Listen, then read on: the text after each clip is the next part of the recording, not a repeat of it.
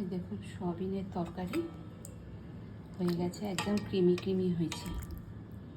নারকেলের দুধ দিয়ে করেছি। এই পটল ভাজা, আজকের রেসিপি এগুলো। কুমড়ো ভাজা,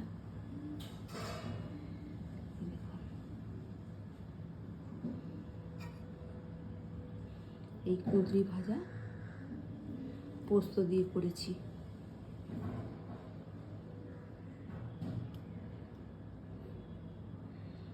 আমের চাটনি, গরমে আমের চাটনিটা খেতে ভালো লাগে। আর এই গন্ধরাজ লেবু কেটে জলে ভিজিয়ে রেখেছি, খাওয়ার সময় ভালো নরম তাজা থাকবে।